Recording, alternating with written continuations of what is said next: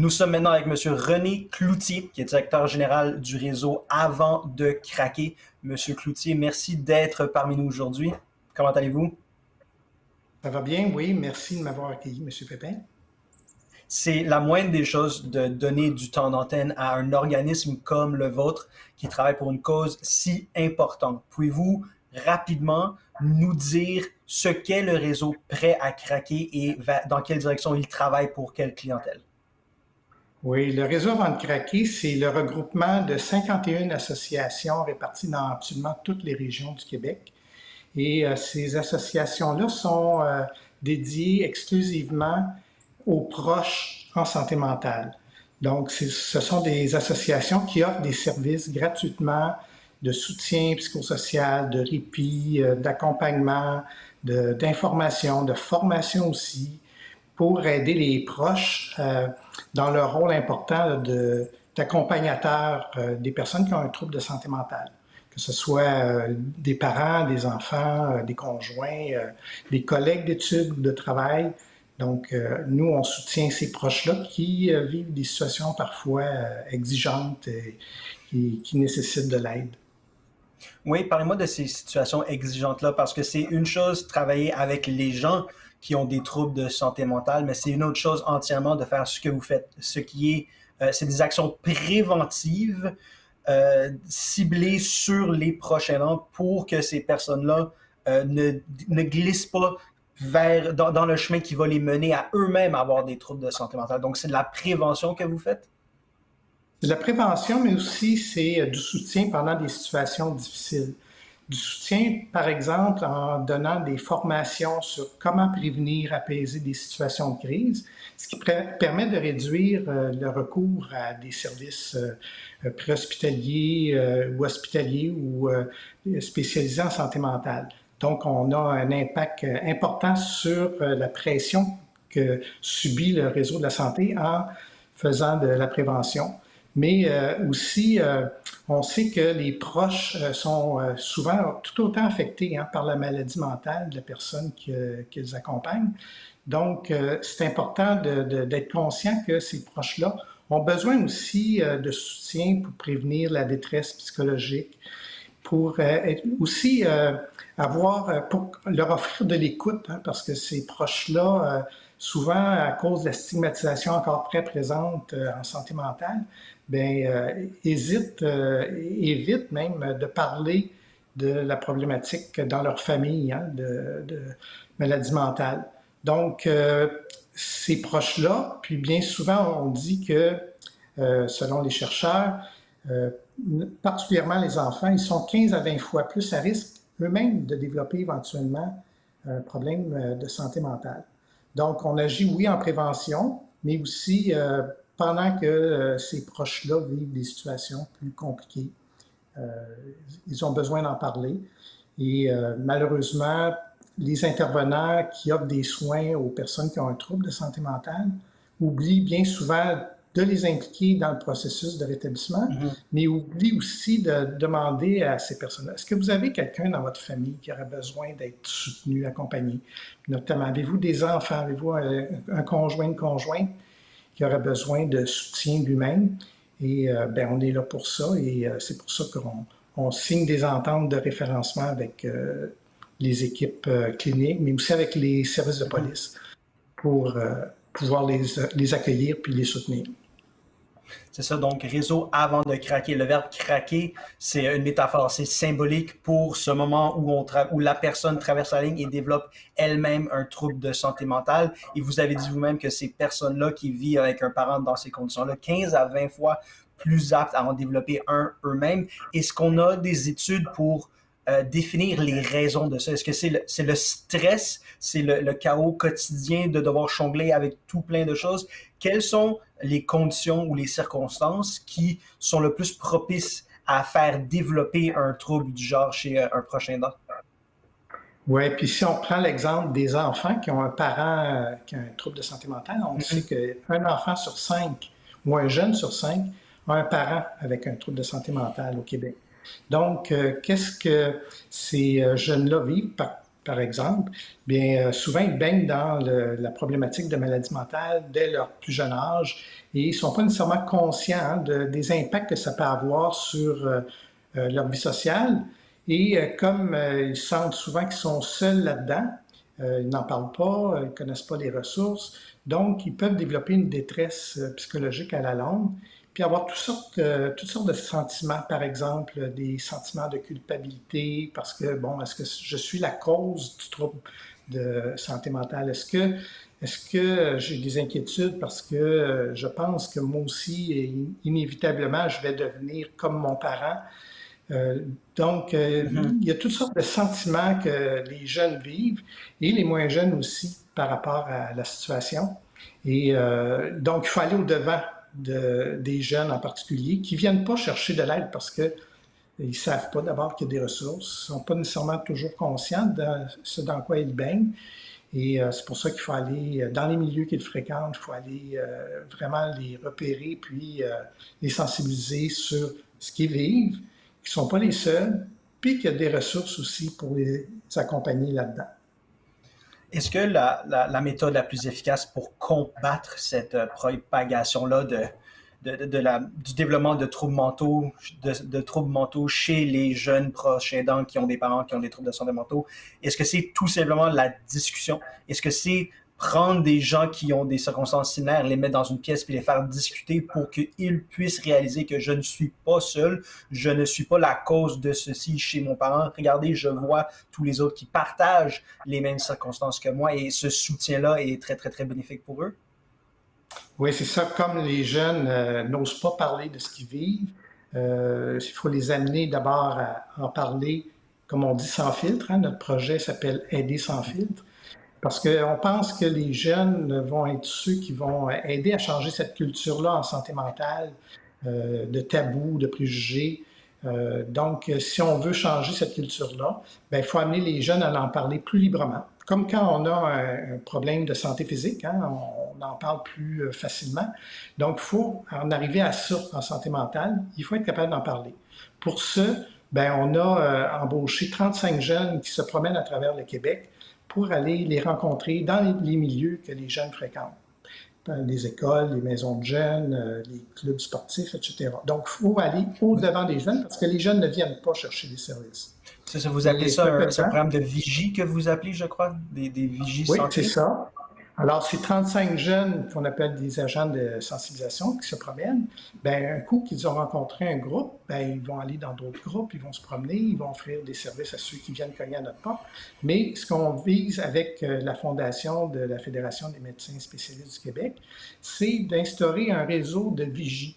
Donc, un coup que les 35 jeunes ont été dans un milieu, bien, on essaie de recruter des jeunes qui vont dire « Moi, je veux accepter d'être une vigie, donc je vais être attentif à ce que les jeunes autour de moi vivent. Et quand je dénote quelqu'un qui file moins bien, qui aurait besoin de soutien, bien, à ce moment-là, je vais être en mesure de référer ce jeune-là dans une des associations ou dans une autre ressource qui pourrait l'accompagner.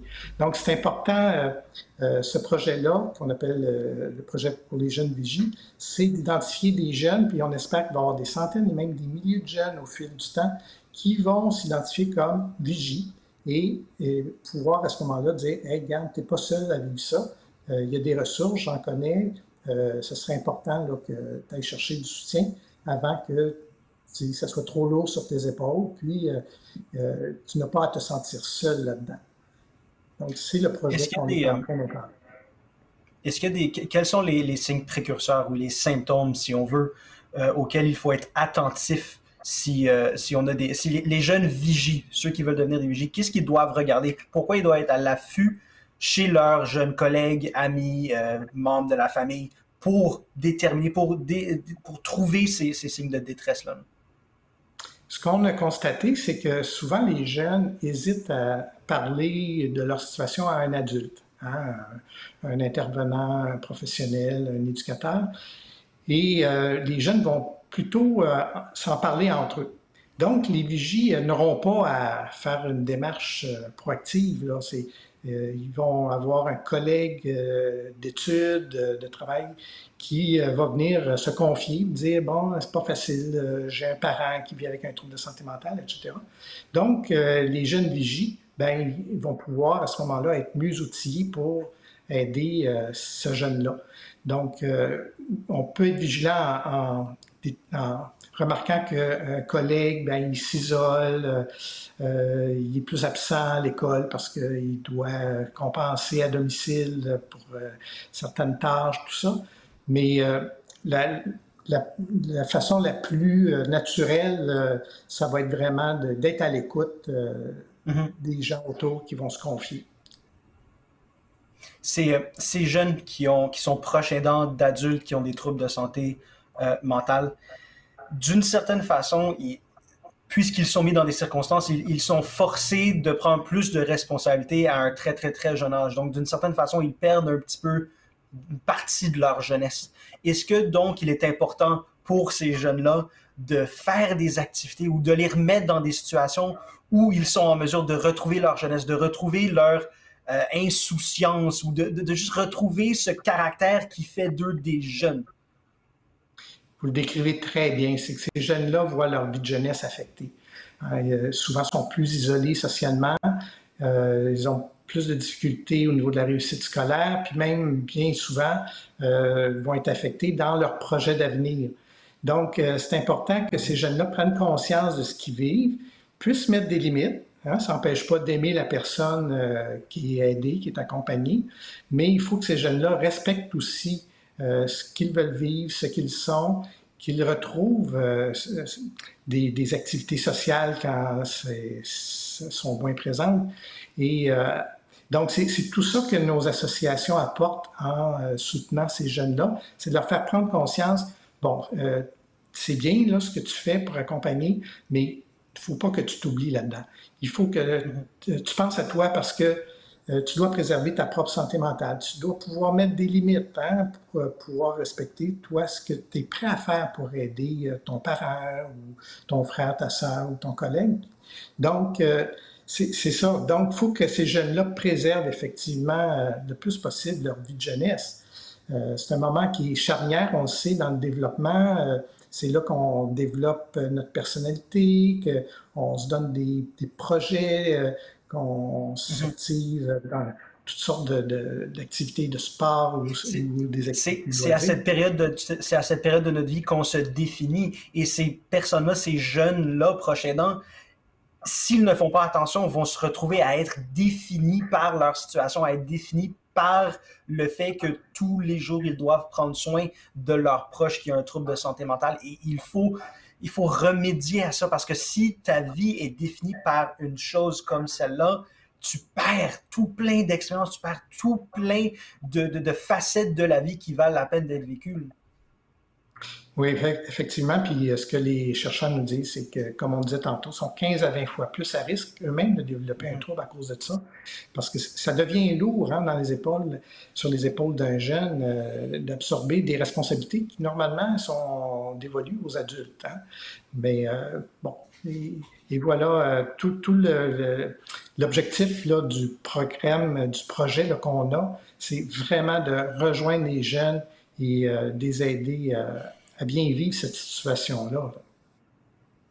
Vous avez dit quelque chose tantôt que j'ai trouvé très, très, très intéressant et je veux m'adresser à ça. Si vous avez dit il faut déstigmatiser la santé mentale, il faut enlever les filtres, il faut les retirer. Donc, les jeunes, dans cette situation-là, lorsqu'ils sont ensemble ou lorsqu'ils sont avec des intervenants du réseau, ils doivent enlever les filtres, ils doivent ne pas avoir peur d'en parler. Par contre, le filtre, j'imagine qu'il doit être remis en place lorsque les jeunes sont en présence de leurs proches qui ont un trouble de santé mentale? Ou est-ce que même dans ces situations-là, c'est encouragé ou peut-être même bénéfique d'enlever le filtre et de voir le jeune discuter avec son parent de ça? Ou est-ce que c'est trop délicat comme sujet et il faut l'éviter? Ouais, c'est pas nécessairement facile hein, d'aborder le sujet, par exemple, avec son parent qui a un trouble de santé mentale, C'est mais ça. les jeunes qui nous ont dit, bon, moi, j'ai pris mon courage à deux mains, puis j'en ai parlé ouvertement avec mon parent, je lui ai fait prendre conscience des impacts que ça avait sur moi, etc. Mais il a sorte grandi, et puis même la relation avec le parent s'est améliorée. Et ça facilite à ce moment-là qu'ils puissent se respecter mutuellement dans leurs attentes, puis mieux vivre leur relation, parce que c'est quand même des relations familiales, parentales, filiales, tout ça, qui sont extrêmement importantes de part et d'autre. Et ça peut arriver parfois que c'est difficile à vivre, mais il faut que le jeune, à ce moment-là, vraiment soit accompagné, puis soit aidé pour pouvoir cheminer avec son parent ou la personne que le jeune accompagne. Lorsque le jeune a cette conversation ou prévoit avoir cette conversation avec son parent, ce jeune-là doit tranquillement pas vite se remplir d'un si grand sentiment de culpabilité parce que le raisonnement, c'est mon parent est affecté par une condition qui change sa vie à tous les jours à une énorme échelle. Et moi, je m'apprête à avoir une conversation avec mon parent sur comment ma vie est affectée par son trouble.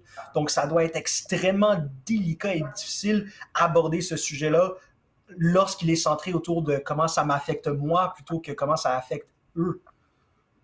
Oui, c'est pour ça que ça se prépare. Hein? C'est pour ça qu'on a des intervenants qui sont spécialisés dans ce que les proches vivent, dans tous les rôles qu'ils vivent en tant que personne qui a besoin de soutien, en tant aussi qu'accompagnateur. Donc, ce sont des discussions qui se préparent. Hein? Il peut y avoir plusieurs rencontres justement pour amener le jeune à être plus à l'aise d'exprimer ses sentiments, puis et d'attendre le bon moment là, pour pouvoir échanger avec son parent ou d'autres personnes que le jeune accompagne. Donc, ça se prépare, puis c'est pour ça qu'il faut les soutenir là-dedans. C'est d'autant plus difficile quand le jeune baigne dans cette situation-là dès son plus jeune âge. Donc, c'est plus difficile à ce moment-là d'apporter des changements. Ouais. C'est ça. Est-ce que les intervenants du réseau, j'imagine que oui, sont parfois mis devant une situation où la situation, c'est le jeune ne connaît pas d'autres réalités que ça. Tu sais, vous venez de le dire. Si le jeune vit là-dedans depuis son plus jeune âge, il ne connaît rien d'autre. He knows no other thing. C'est sa réalité, c'est sa vie entière. Et donc, est-ce que ça doit être encore plus difficile d'agir avec ces jeunes-là pour les sortir de la seule réalité qu'ils connaissent? Bien sûr, ça dépend de chaque jeune. Hein. Il y en a qui ont plus d'outils pour s'affirmer, pour faire face à la situation. Mais c'est ça qui nous étonne, c'est quand on fait des rencontres de jeunes, par exemple à l'université, puis les jeunes viennent nous voir en nous disant je pensais que j'étais seul là-dedans, je pensais pas qu'il y avait des ressources, c'est la première fois que j'en entends parler. Ça nous étonne toujours parce que, comme on disait, un jeune sur 5 a un parent avec un trouble de santé mentale. Donc, ça dénote à quel point de se révéler ou de parler de maladie mentale, c'est encore très difficile au Québec, même si on en entend parler de plus en plus dans les médias, les artistes se révèlent, etc. Mais quand ça nous touche directement, c'est compliqué, puis on a toujours peur du regard de l'autre quand on aborde ce sujet-là. Donc, c'est pour ça qu'il faut aller au-devant des jeunes. Il ne faut pas attendre qu'ils viennent à nous. Ils ne sont pas conscients nécessairement qu'ils sont dans cette situation-là et qu'il y a moyen de sortir le mieux possible d'une situation où on se sent prisonnier, on se sent obligé de faire des tâches ou prendre des responsabilités qui ne devraient pas nous appartenir. Donc, il faut aller au-devant des jeunes. Réseau Avant de craquer, vous avez dit une 60aine d'organismes font partie du réseau. Les intervenants, les spécialistes de ces organismes-là, est-ce qu'ils offrent des services relativement similaires ou est-ce que c'est aussi diversifié que ça pourrait l'être? Oui, c'est assez harmonisé d'une association à l'autre.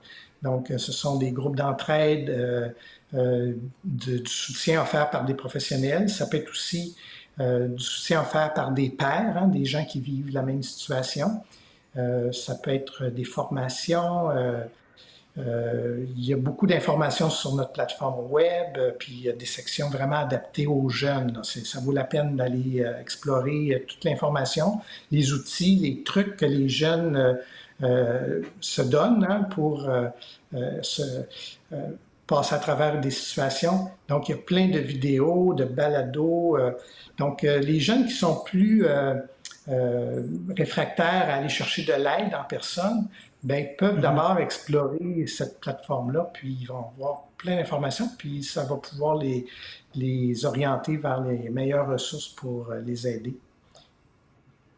Est-ce que c'est important pour les organismes qui font partie du réseau de toujours être en quête de perfectionnement pour leurs intervenants? Parce que la santé mentale, c'est toujours évolutif, c'est toujours changeant. Donc, les gens qui interviennent là-dessus doivent toujours être en mouvement, également adapter leur méthode. Donc, j'imagine qu'un intervenant en santé mentale n'a jamais fini, si on veut, son éducation ou le perfectionnement de ses façons de faire. Effectivement, comme on est pratiquement les seuls à offrir du soutien aux proches, donc on a la responsabilité d'offrir des services de qualité. Donc, on a des formations, de la formation continue, on a des ententes avec des équipes de chercheurs qui permettent de nous tenir à jour sur les meilleures pratiques. On a plusieurs projets de recherche avec des équipes de recherche d'à peu près toutes les universités du Québec. Donc, puis on a en plus un processus de certification pour s'assurer de la qualité des services, mais aussi de la bonne gestion des ressources à notre disposition. Alors, c'est un réseau d'associations qui est vraiment proactif pour offrir la meilleure qualité de service possible là, aux jeunes, mais aussi aux moins jeunes, en fait, de tous les proches de tous âges. Qu'est-ce qui est plus important pour un intervenant? Est-ce que c'est avoir le côté et les connaissances théoriques, savoir ce que dit la recherche, comment intervenir dans cette situation, ou est-ce que c'est le côté humain où tu peux être en face d'un jeune puis dire « Oh mon Dieu, la théorie dit de réagir ou d'agir ou de faire ceci, mais je suis persuadé en ayant côtoyé ce jeune qu'il réagirait de la mauvaise façon. » Donc, au diable la théorie, dans cette situation-ci, je sors mon côté humain et je change ma façon de faire qui va être plus adaptée aux jeunes que j'ai devant moi.